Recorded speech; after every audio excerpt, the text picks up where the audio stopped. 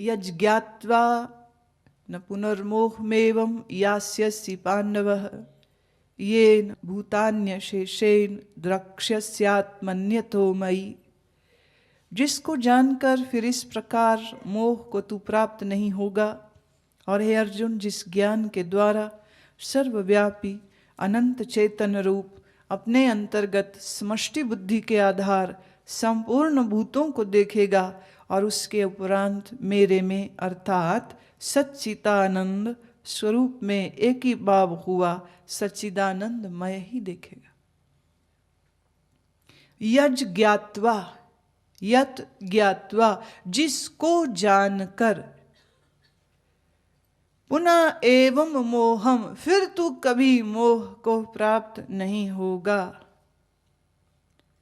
येन आत्मनि अशेषेण, इस ज्ञान के द्वारा तू उस सर्वव्यापी अनंत सच्चिदानंद को अपने ही आत्मा में अनुभव कर लेगा।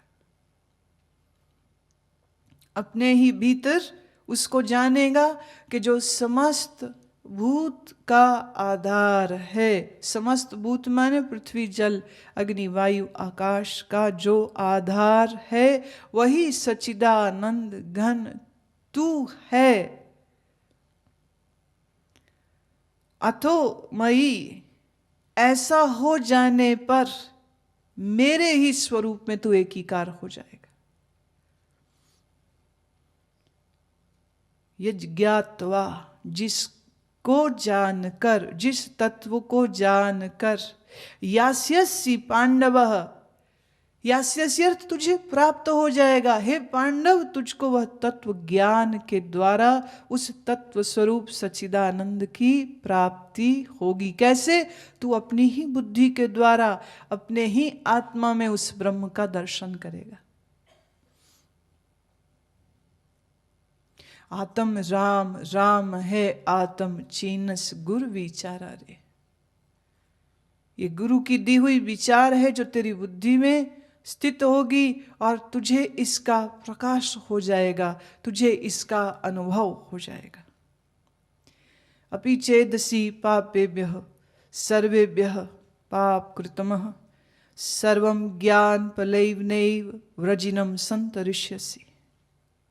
यदि तू सब पापियों से भी अधिक पाप करने वाला है तो भी ज्ञान रूप नौका द्वारा निसंदेह संपूर्ण पापों को अच्छी प्रकार तर जाएगा। अपि चेदसि, चेत अर्थ यदि, यदि तू सर्वेभ्यो पापेभ्यो, पापियों में भी सबसे बड़ा पापी हो, छोटा मोटा नहीं, पापियों में भी सबसे बड़ा पापी है। अगर पाप कृतम, अधिक पाप करने वाला तू रहा है तो भी ज्ञान लवेन, इस ज्ञान रूपी नौका में बैठकर व्रजिनम संतरिष्यसि, तो अच्छी प्रकार इस भव सागर को तर जाएगा। चिंता ना कर, तेरे कर्म कैसे थे उसकी तू फिक्र ना कर। जो बीत चुका सो बीत चुका। जिन कर्मों के संस्कार तेरे चित्त में है पड़े रहने दे, कोई बात नहीं। तू बस समर्पित भाव से इस ज्ञान का चिंतन कर, इस ज्ञान की नौका में सवारी कर। और अगर तू इस ज्ञान नौका में बैठ गया, व्रजिनम संतरिष्यसि, निश्चित ही तू पार जाएगा। Never ever doubt it. समझे आप इसको? आपको सपना आया और सपने में आप देखते हैं कि आपने किसी की हत्या कर दी, किसी को मार दिया, कत्ल कर दिया, चोरी कर ली, डाका, दुनिया भर के दुष्कर्म विकर्म कर रहे हो और आंख खुल गई। अब क्या? जितने तुमने कर्म किए उनका क्या दंड मिलेगा? क्या दंड? स्वप्न था, झूठ था। जब तक स्वप्न चल रहा तब तक तुम कुछ अपराध करो, और ये भी हो सकता है कि सपने की ही पुलिस तेरे पीछे लग गई और सपने की पुलिस ने पकड़ लिया, तुझे दंडित किया, तुझे सजा दी, पर आंख खुल गई, फिर क्या?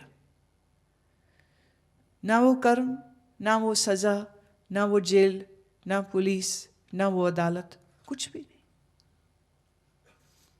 ये जागृत तुम्हारी खुली आंख का स्वप्न है, और इस खुली आंख के स्वप्न में तुमने जो भी कर्म किए, जो भी कर्म तुमसे हुए, ज्ञान तुम्हें नींद से जगाता है, और जगते ही यह जागृत स्वप्न झूठ हो जाता है। रात स्वप्न में तुम्हारे पीछे सांप आ गया, सांप तुम्हें डसना चाह रहा है, तुम भाग रहे, सांप पीछे पीछे पीछे, तुम पेड़ पे चढ़ गए, सांप वहां भी, तुम नीचे उतरे, सांप वहां भी, तुम पानी में गए, सांप वहां भी, सब जगह पीछा कर रहा है। डर के मारे आंख खुल गई। अब क्या करोगे? बंदूक ढूंढोगे उस सपने के सांप को मारने के लिए? कोई डंडा उठाओगे? किसी सपेरे को बुलाओगे? सोए हुए घर के किसी सदस्य को जगाओगे कि जगो जगो, सांप आ गया, सांप? और मान लो तुम ऐसा कर्म कर दो, चिल्लाओ सांप है सांप है, और सब लोग लठ डंडे लेके आ जाए और बोले कहाँ? बोले सपने में। डंडा तुम्हारे सर में मारेंगे, दिमाग खराब हो गए। झूठ के सांप के लिए तूने हमारी नींद खोल दी। जैसे आंख खुलते ही स्वप्न का देखा संसार झूठ हो जाता है, ऐसे ज्ञान में जब तुम जगते हो तो नींद में किए गए तुम्हारे पुण्य और पाप कर्म दग्ध हो जाते, हिसाब किताब खत्म। इसलिए कृष्ण कह रहे हैं कि निश्चिंत हो तो इस ज्ञान नौका में बैठ। यतनासी समिद्धो अग्निर भस्मासात् कुरुते अर्जुन, ज्ञान अग्नि सर्व कर्माणि भस्मसात् कुरुते तथा। हे अर्जुन, जैसे प्रज्वलित अग्नि ईंधन को भस्ममय कर देती है, वैसे ही यह ज्ञान रूप अग्नि संपूर्ण कर्मों को भस्ममय कर देता है। ये ज्ञान अग्नि अगर तुम्हारे अंतःकरण में जल गई, तुम्हारे समस्त शुभाशुभ कर्मों को स्वाहा कर देगी। जैसे बाहर अग्नि में तुम कोई लकड़ी डालो, गंदी डालो, अच्छी डालो, कोई समिधा डालो, सामग्री डालो, अग्नि सब कुछ स्वाहा कर देती, नष्ट कर देती। इसी तरह से यह ज्ञान अग्नि तुम्हारे समस्त कर्मों और समस्त संस्कारों को दग्ध कर देती। पर इसमें मुझे एक बात जोड़नी है, ज्ञान किसको कहते? शब्दों को सुनना ज्ञान नहीं है। शब्द की अर्थ में अनुभूति और स्थिति हो जाए उसे कहते ज्ञान। अर्थात जो तुमने सुना उसको सुनते सुनते मन निश्चल, निर्विचार, चेतना जगी, समाधि हुई, यह निर्विकल्प समाधि ही ज्ञान है। अगर यह नहीं हुआ तो खाली शब्द सुनने से तुम्हारे कर्म दग्ध नहीं होंगे, तुम्हारे संस्कार समाप्त नहीं होंगे। तो ज्ञान शब्द का अर्थ अच्छे से समझ लीजिए। ज्ञान शब्द का अर्थ शब्द ही नहीं, उन शब्दों में निहित उन गहन अर्थों की ओर। मील पत्थर पे लिखा हो बंबई 400 किलोमीटर दूर, तो मील पत्थर इशारा दे रहा है कि इस मार्ग में चलिए, चलते जाइए, चलते जाइए, डिस्टेंस कम होता जाएगा। पर जिस बोर्ड पर, जिस मील पत्थर पर यह लिखा हो बंबई, क्या वो बोर्ड बंबई होता है? तुम्हें बोर्ड लिखा मिल जाए बंबई और तुम वहीं डेरा डाल के बैठ जाओ कि पहुंच गए बंबई। बंबई की सीमा रेखा में पहुंच जाओ और वहां लिखा है कि ये है Bombay, this is Bombay, Bombay welcomes you, लिखा हो, और तुम उसी बोर्ड के नीचे बैठ जाओ, तो उस शहर का जो भी कोई लाभ है या जो भी कुछ कार्य है वहां बोर्ड के नीचे बैठ के तो नहीं हो जाएगा। ज्ञान के शब्द सिर्फ मील के पत्थर है, और इन मील पत्थरों को आधार बना पहुंचना वही है। राजयोग में यम नियम आसन प्राणायाम करते करते करते निर्विकल्प समाधि तक पहुंचता है, और ज्ञान में ज्ञान चिंतन करते करते करते निर्विकल्प समाधि तक पहुंचता है। पर इसमें यह बात भी समझने की है, जिसका अंतःकरण परिपूर्ण रूप से शुद्ध नहीं है, उसे ज्ञान सुनने के बाद यम नियम आसन प्राणायाम ये सब साधन करने होंगे ताकि उस स्थिति तक पहुंच सके। जिसने ज्ञान सुनने से पहले, देखिए राजयोग पहले कह चुके भगवान, राजयोग यज्ञ है, प्राण निग्रह यज्ञ है, इंद्रिय को रोकना यज्ञ है, मन का निग्रह यज्ञ है, जप यज्ञ है, स्वाध्याय यज्ञ है। जिसने ये सब किया उसकी तैयारी हो गई। ऐसा व्यक्ति ज्ञान सुनते ही तुरंत स्थिति हो गई। पर जिसकी ज्ञान सुन के भी स्थिति नहीं हो रही, उसको दूसरे साधन करने पड़ेंगे, और किए बगैर छुटकारा होगा नहीं।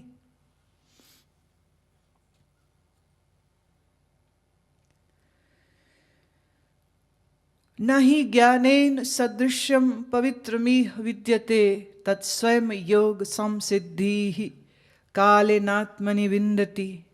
इस संसार में ज्ञान के समान पवित्र करने वाला और कुछ भी नहीं है, और उस ज्ञान को कितने काल से अपने आप समत्व बुद्धि रूप योग के द्वारा अच्छी प्रकार शुद्धांतकरण हुआ पुरुष आत्मा में अनुभव करता है। जो बात मैं बोल रही हूं वही बात अगले श्लोक में आ रही।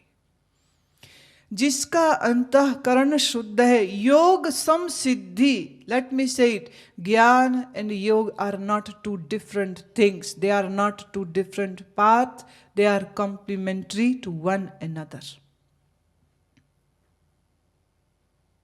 You cannot say that yoga is a different path from jnana yoga. Yoga is very much part of jnana, because Raj Yoga will give you the optimum level of concentration, purity, consolidation, focused. Very much focused. आसन और राजयोग का अभ्यास, राजयोग के जितने अंग हैं इनका अभ्यास करने के लिए सारे नियम आ जाएंगे। ब्रह्मचर्य, शौच, संतोष, तप, स्वाध्याय सब आ जाएंगे। यू कैन नॉट से कि हम तो ज्ञान योग के साधक हैं, हमें क्या लेन देन इससे।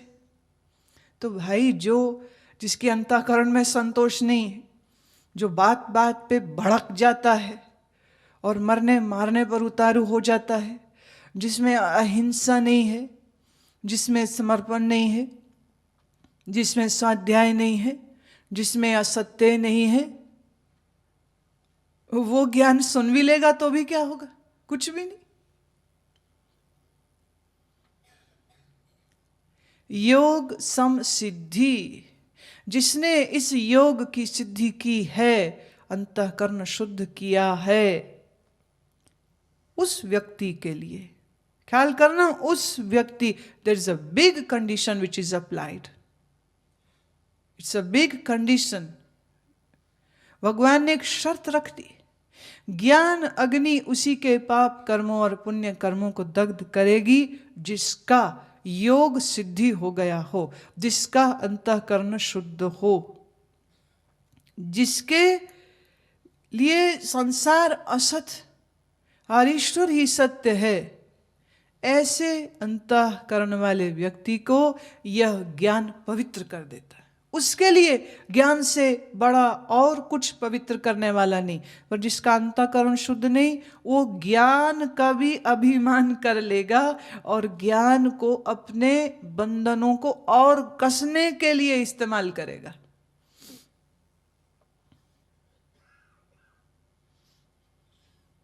सुन लिया अहम ब्रह्मास्मि। अब इसी अहम ब्रह्मास्मि को वो इस्तेमाल करता है, आराम से देर तक सोता है, तमोगुणी जीवन जीता है, रजोगुणी जीवन जीता है, यहाँ वहाँ भटकता फिरता है। पूछो ये क्या कर रहे हो? बोले मैं तो ब्रह्म हूं, मेरा चलना ब्रह्म, सोना ब्रह्म, खाना ब्रह्म, पीना ब्रह्म। तो ऐसे व्यक्तियों के लिए मैं कहती हूं, उन्हें ब्रह्म का भ्रम हो गया।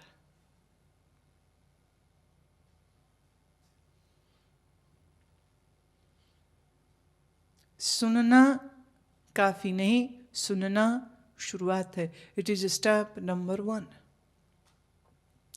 इसीलिए you cannot bypass all these other tools which are needed to purify your mind, which are very much needed so that you live a balanced life.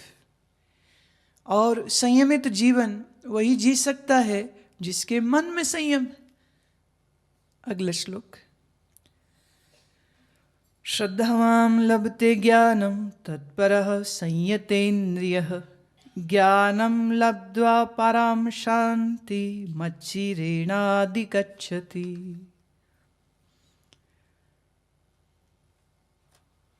जितेंद्रिय तत्पर हुआ श्रद्धावान पुरुष ज्ञान को प्राप्त होता है और ज्ञान को प्राप्त होकर तत्क्षण भगवत प्राप्ति रूप परम शांति को प्राप्त हो जाता है।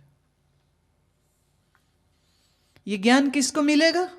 सी how many conditions are coming, how many conditions. Condition number 1 श्रद्धा हो, कंडीशन नंबर 2 संयत इंद्रिय हो। श्रद्धा किसको कहते?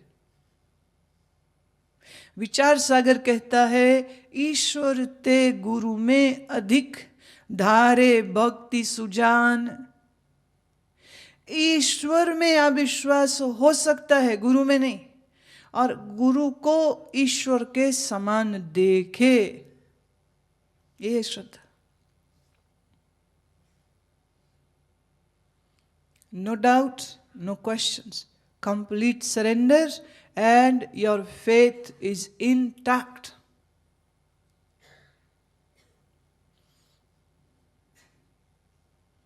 जिसे गुरु पर संदेह, शक, ये पता नहीं है भी कि नहीं इनके पास वो जो ये कहते हैं कि इनके पास है, और श्रद्धा ज्ञान को पल्लवित नहीं करेगी।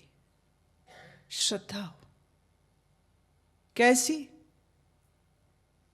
और कैसे? Just remember one thing, no doubt, no doubt, no suspicion. और गुरु साक्षात ईश्वर, गुरुर ब्रह्म गुरुर विष्णु गुरुर्देवो महेश्वरा। गुरु ही ब्रह्म, गुरु ही विष्णु, गुरु ही शंकर, गुरु ही साक्षात पर ब्रह्म। इस गहन श्रद्धा के बाद the only thing which a disciple is ought to do is yes master, जो कहे सत्य वचन। अब इसकी बात बड़ी अद्भुत है। कहते हैं गुरु नानक अपने उत्तराधिकारी को ढूंढ रहे थे, ये सबको पता था, वृद्ध हो चले, अब वो अपने सारे कार्य को किसी और को सौंपना चाह रहे। कुछ कुछ इस बात की भनक सबको थी और सब कोशिश कर रहे थे कि उनके नंबर अच्छे बन जाएं और गुरु उनको चुन ले। ऐसे गुरु नानक के पुत्र उनके पास बैठना पसंद नहीं करते थे, पर इन दिनों में वो भी साथ साथ रहे और दूसरे लोग भी। और गुरुओं के ढंग बड़े अद्भुत होते। आपको अगर ये बताया जाए कि अच्छा आज ना आपका टेस्ट होगा तो आप तैयारी कर सकते हो, पर जब बिना बताए तुम्हें ये भी खबर ना हो कि you are being tested, how will you put up that facade, that false lies? No preparation time. रात का समय था, अचानक गुरु नानक बोले मेरा चोला गंदा है, सुबह स्नान के बाद क्या पहनूं, इसलिए जाओ धो लाओ। धो लाओ का मतलब सुखाओ भी, सुबह पहनना है तो सूखा पहनेंगे, गीला थोड़े। सब लोग कहते हैं महाराज अभी तो रात है, सर्दी के दिन है और बाहर बारिश भी, चले भी जाए धो भी ले तो सूखेगा नहीं, तो कुछ और इंतजाम कर लेते, अभी तो ये नहीं हो सकता। सब अपने अपने तर्क दे रहे। गुरु नानक के एक शिष्य थे लहना, वो उठे, गुरु के वस्त्र उठाए और बाहर चल दिए। एक बोला पागल है, कहाँ जा रहा है इस समय, बेअकल आदमी। पर वो 2 ही घंटे में लौटा है, ना उनके कपड़े भीगे हैं, वो भी भीगा नहीं हुआ, वो वापिस लौटा है। सूखे हुए धुले हुए वस्त्र गुरु नानक के आगे रख दिए और प्रणाम करके चुपचाप बैठ गए। लोगों ने कहा अरे धोया कैसे, सुखाया कैसे, इतनी तो बारिश थी। लहना जी बोले पता नहीं यहीं हो रही थी बारिश, नदी किनारे तो दिन चढ़ा था। बोले रात में दिन कहां से आ गया? बोले बाबे दिया बाबा ही जाने, पर मैं जहां गया वहां तो दिन था।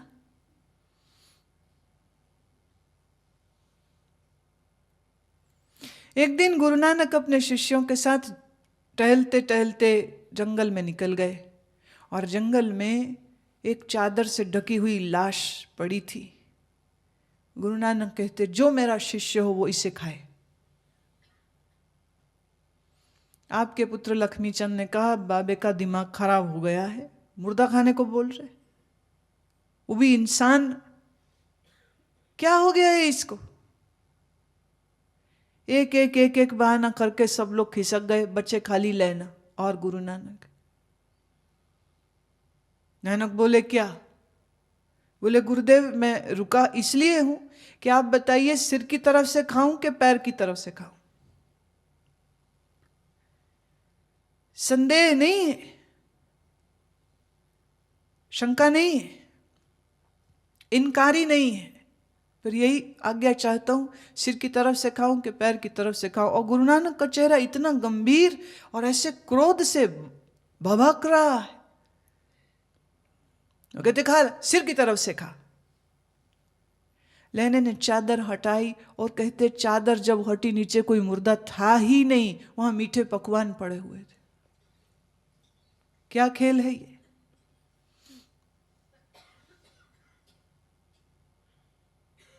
गुरु अपने शिष्यों की श्रद्धा चेक करने के लिए एक बार एक और खेल खेला।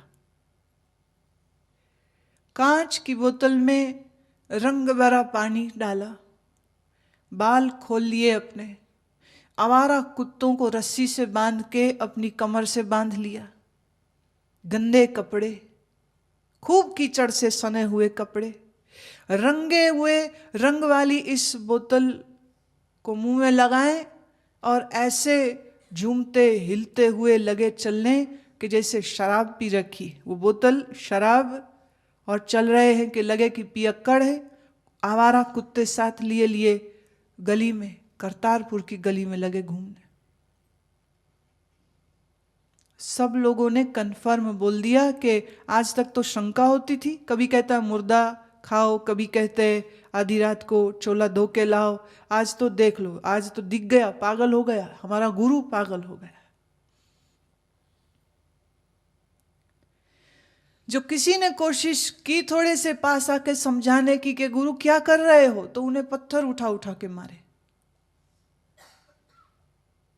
सब भाग गए। बचे एक लैना जी। गुरु ने उठाया पत्थर मारने के लिए, वो भागे नहीं, हाथ जोड़ के सर झुका दिया कि ठीक से मार लो जहां मारना है। और नजदीक हो गए और करीब हो गए और पैरों में गिर गए कि आप दूर में निशाना मारेंगे, बाह में तकलीफ हो जाएगी, यहीं सर रख दिया, मार लो। ऐसा बेस बनाया, सबको दौड़ा दिया, सबको भगा दिया। लेना वहीं के वहीं। और ये एक तरह से इनकी आखिरी परीक्षा थी। लौटे तो स्नान कर, वस्त्र पहन, लहना को पकड़ एकांत स्थान में ले गए। तब तक सांझ हो चली थी, रात आ रही थी, और एक वृक्ष के तले चट्टान पर बैठ इस घड़ी, इस मुहूर्त और पल में गुरु नानक ने लहने को तत्व ज्ञान का उपदेश दिया। ये ज्ञान का रहस्य क्या है उसको उजागर किया, और जिसका अंतःकरण शुद्ध था, जिसकी गुरु में गहरी श्रद्धा थी, उस लहने को गुरु के मुख से निकले एक एक शब्द को श्रवण करते करते करते ही अंतर्ज्ञान हो गया। और मात्र कहते, ये थोड़े से काल में ये दोनों गुरु शिष्य बैठे हैं और वार्तालाप के अंत में लहना समाधिस्थ हो गए। गुरु नानक का शिष्य उस परम समाधि का अनुभव कर रहा है। ठीक उसी घड़ी इधर ज्ञान सुना, इधर समाधि हो गई। गुरु नानक भी समाधिस्थ, लहना भी समाधिस्थ। गुरु और शिष्य का भेद खत्म हुआ, शिष्य गुरु हो गया, गुरु शिष्य में ही समाहित हो गया, एक हो गए। और अगले ही दिन सुबह सबके सामने आपने लहना को अपने गले से लगाया और आलिंगनबद्ध हो कहा कि आज से तू मेरे अंग लगा है, तेरा नाम अंगद है, तू मेरा ही अंग है, तू मेरा ही भाग है, और आज से इस गुरता गद्दी को मैं तुम्हें सौंप